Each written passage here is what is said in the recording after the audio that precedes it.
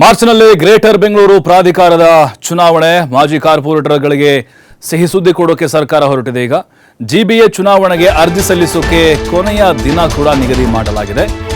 ಜನವರಿ 15ಕ್ಕೆ ಅರ್ಜಿ ಸಲ್ಲಿಸಲು ಕೊನೆಯ ದಿನ ಫಿಕ್ಸ್ ಮಾಡಿದ್ದಾರೆ ಕಾಂಗ್ರೆಸ್ ಸರ್ಕಾರ. 369 ವಾರ್ಡ್ಗಳಿಗೆ ಚುನಾವಣೆ ನಡೆಯುತ್ತೆ. ವಾರ್ಡ್ಗಳ ಸಂಖ್ಯೆ ಜಾಸ್ತಿ ಆಗಿದೆ ಈಗ ಜಿಬಿಎ ರಚನೆಯಾದ ಮೇಲೆ. ಇನ್ನು ಜಾತಿವಾರು ಮೀಸಲು ನಿಗದಿಗೆ ಸರ್ಕಾರ ಕಾಯ್ತಾ ಇದೆ. ರಿಸರ್ವೇಷನ್ ಸಂಬಂಧಪಟ್ಟಂತೆ ಮಹಿಳೆಯರಿಗೆ 50% ಮೀಸಲಾತಿಯನ್ನು ಕಾಂಗ್ರೆಸ್ ಈಗ ಘೋಷಣೆ ಮಾಡಿದೆ. ಸ್ಪರ್ಧಾಕಾಂಕ್ಷಿಗಳಿಗೆ ಅರ್ಜಿ ಶುಲ್ಕ ನಿಗದಿ ಮಾಡಿದೆ ಕಾಂಗ್ರೆಸ್.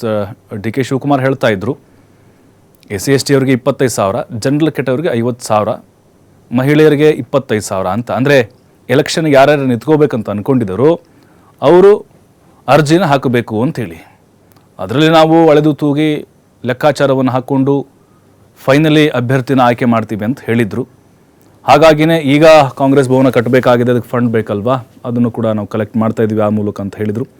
ಮಾರ್ಚ್ನಲ್ಲಿ ಜಿಬಿಎಗೆ ಚುನಾವಣೆ ಬಹುತೇಕವಾಗಿ ನಡೆಯುತ್ತೆ. ಕೆಲವೊಂದಿಷ್ಟು ಕೆಲಸಗಳು ಬಾಕಿ ಇದ್ದಾವೆ ರಿಸರ್ವೇಷನ್ಗೆ ಸಂಬಂಧಪಟ್ಟಂತೆ. ಈಗ ಕಾಂಗ್ರೆಸ್ನಲ್ಲಿ ಅಭ್ಯರ್ಥಿಗಳೇನಾದರೂ ಚುನಾವಣೆಯಲ್ಲಿ ಸ್ಪರ್ಧೆ ಮಾಡಬೇಕು ಅಂತ ಅಂದ್ಕೊಂಡಿದ್ರೆ ಅಲ್ಲಿ ಇಂತಿಷ್ಟು ಫೀಸನ್ನು ಕಟ್ಟಬೇಕು, ಅರ್ಜಿಯನ್ನು ಹಾಕಬೇಕಾಗತ್ತೆ. ಜಿಬಿ ಎಲೆಕ್ಷನ್ ಕೂಡ ನಾನು ಈಗಾಗಲೇ ಸಿದ್ಧತೆಯನ್ನ ನಾನು ಮಾಡ್ಕೊಂಡಿದ್ದೇನೆ. ಕೆಲವರು ಏನಪ್ಪ ನಾನು ರಿಸರ್ವೇಶನ್ ಆಗ್ಲಿ ಅಲ್ಲಿ ಗಂಟ ನಾನು ಅರ್ಜಿ ತಗೊಳ್ಳೋದು ಬೇಡ ಅಂತ ಇರ್ಬೋದು. ನೀವು ಅರ್ಜಿ ತೆಗೆದುಕೊಂಡು ನೀವು ತಯಾರಾಗಿ ನೀವು ಬೂತ್ ಮಟ್ಟದಲ್ಲಿ ನೀವು ಕೆಲಸ ಮಾಡಲಿಲ್ಲ ಅಂದ್ರೆ ನೀವು ಎಷ್ಟೇ ದೊಡ್ಡ ನಾಯಕರಾಗ್ಲಿ ಈ ಡಿ.ಕೆ. ಶಿವಕುಮಾರ್ ನಿಮ್ನ ಗುರ್ಸೋದಿಲ್ಲ. ಯಾರ್ಯಾರು ಪಂಚಾಯತಿ ಮಟ್ಟದಲ್ಲಿ ಬೂತ್ ಮಟ್ಟದಲ್ಲಿ ಈಗಾಗಲೇ ಅಪ್ಲಿಕೇಶನ್ ಫಾರಂ ಇವತ್ತಿಂದನೇ ರಿಲೀಸ್ ಕೊಡ್ತಾ ಇದ್ದೀನಿ. ಜನರಲ್ ಅವರು ಯಾವುದೇ ಕ್ಯಾಟಗರಿ ಇಟ್ಕೊಳ್ಳಿ, ಯಾವ ಕ್ಯಾಟಗರಿ ನಾವು ನೋಡ್ತೀವಿ, ಯಾರ್ಯಾರು ಅರ್ಜಿ ಹಾಕೊಂಡಿದ್ದಾರೆ, ಯಾರ್ಯಾರು ಅದಕ್ಕೆ ಅರ್ಹರಿದ್ದಾರೆ ಅನ್ನೋದು ನಾವು ಆ ತೀರ್ಮಾನ ಮಾಡ್ತೇವೆ. ಈಗಾಗಲೇ ನಮ್ಮ ಪಾರ್ಟಿಗೆ ಅರ್ಜಿಯನ್ನ 15ನೇ ತಾರೀಕು ಒಳಗಡೆ 1ನೇ ತಾರೀಕಿಂದ 15ನೇ ತಾರೀಕು ಇವತ್ತಿಂದಲೇ ರಿಸೀವ್ ಮಾಡ್ಕೊಳ್ತೀನಿ.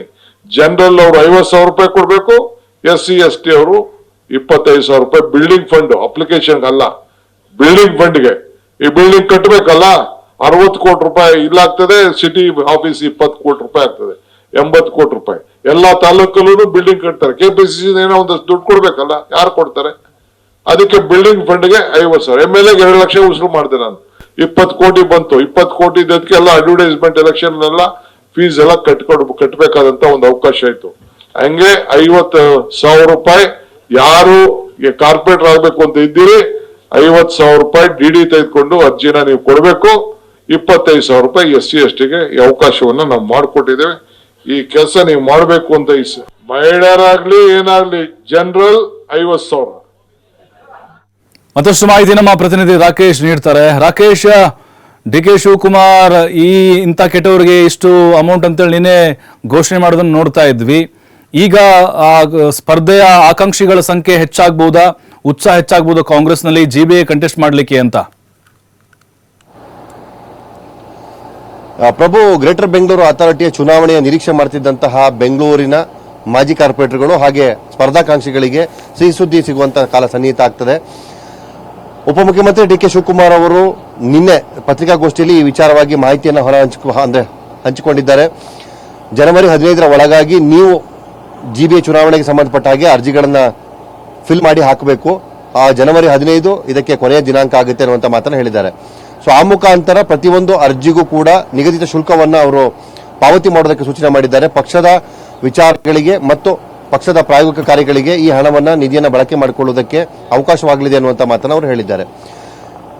ಈ ಅರ್ಜಿಯ ವಿಚಾರಕ್ಕೆ ಸಂಬಂಧಪಟ್ಟ ಹಾಗೆ ತಮ್ಮ ಸಂದೇಶವನ್ನು ಕೊಟ್ಟಿರುವಂತಹವರು ಮುಂದಿನ ವರ್ಷದಲ್ಲಿ ಆರಂಭವಾಗಲಿರುವಂತಹ ಅಥವಾ ಮುಂದಿನ ವರ್ಷದಲ್ಲಿ ಬರುವಂತಹ ಈ ಚುನಾವಣೆಯಲ್ಲಿ ಪಕ್ಷದ ಪರವಾಗಿ ಕೆಲಸ ಮಾಡಲು ಬಯಸುವಂತವರಿಗೆ ಅವುಗೆ ಅರ್ಜಿ ಹಾಕುವುದಕ್ಕೆ ಅವಕಾಶವನ್ನು ಮಾಡಿಕೊಂಡಿದ್ದಾರೆ. ಈಗಾಗಲೇ ಜಿಬಿಗೆ ತಾಂತ್ರಿಕವಾಗಿ ಅದನ್ನು ಅಸ್ತಿತ್ವಕ್ಕೆ ತರಲಾಗಿದೆ. ಹೆಚ್ಚುವರಿಯಾಗಿ ಅದಕ್ಕೆ ಈಗ ಜನಪ್ರತಿನಿಧಿಗಳನ್ನು ತುಂಬುವ ಮುಖಾಂತರ ಅದನ್ನು ಅಧಿಕೃತವಾಗಿ ಕಾರ್ಯಗೊಳಿಸಬೇಕಾಗುತ್ತೆ. ಕೇವಲ ಈಗ ಅಧಿಕಾರ ವರ್ಗ ಮಾತ್ರ ಅದನ್ನು ರನ್ ಮಾಡ್ತಾ ಇದೆ. ಸೊ ಹೀಗೆ ಇರುವಂತಹ 369ಕ್ಕೂ ಹೆಚ್ಚು ವಾರ್ಡ್ಗಳು ಈ ಜಿಬಿನಲ್ಲಿ ಬರೋದ್ರಿಂದಾಗಿ ಇದಕ್ಕೆ ಸ್ಪರ್ಧಾಕಾಂಕ್ಷಿಗಳ ಸಂಖ್ಯೆ ಕೂಡ ಹೆಚ್ಚಾಗ್ತಾ ಇದೆ, ನಿರೀಕ್ಷೆ ಮಾಡಲಾಗ್ತಾ ಇದೆ. ಬಹುತೇಕ ಈಗ ಆಗಲೇ ಚುನಾವಣೆ ಇಲ್ಲದೆ ಸುಮಾರು 5 ರಿಂದ 6 ವರ್ಷಗಳ ಕಾಲವನ್ನು ಕಳೆದಿರುವಂತಹ ಈ ಪುರಪಿತೃಗಳು ಮುಂದಿನ ಚುನಾವಣೆಯನ್ನ ಎದುರು ನೋಡ್ತಾ ಇದ್ರು. ಜೊತೆಗೆ ಅಧಿಕಾರದ ವಿಚಾರದಲ್ಲಿ ಆಡಳಿತ ಪಕ್ಷಕ್ಕೂ ಕೂಡ ಸ್ಥಳೀಯ ಸಂಸ್ಥೆಗಳ ಚುನಾವಣೆ ಜೊತೆಗೆ ಬೆಂಗಳೂರಿನ ಈ ಆಯಕಟ್ಟಿನ ಪ್ರದೇಶದಲ್ಲಿ ಅಧಿಕಾರ ಹಿಡಿಯುವುದು ಕೂಡ ಮಹತ್ವದಾಗಿದೆ. ಸೊ ಹೀಗಾಗಿ ಇದರ ಮೇಲೆ ಒಂದಷ್ಟು ಹೆಚ್ಚಿನ ಕೇಂದ್ರೀಕೃತವಾಗುವಂತಹ ಅರ್ಜಿ ಹಾಕುವವರ ಸಂಖ್ಯೆ ಕೂಡ ಹೆಚ್ಚಾಗಬಹುದು ಅನ್ನುವಂತಹ ನಿರೀಕ್ಷೆಯನ್ನ ಮಾಡಲಾಗ್ತಾ ಇದೆ. ಪ್ರಭು, ಥ್ಯಾಂಕ್ ಯು ರಾಕೇಶ್ ಮಾಹಿತಿಗೆ.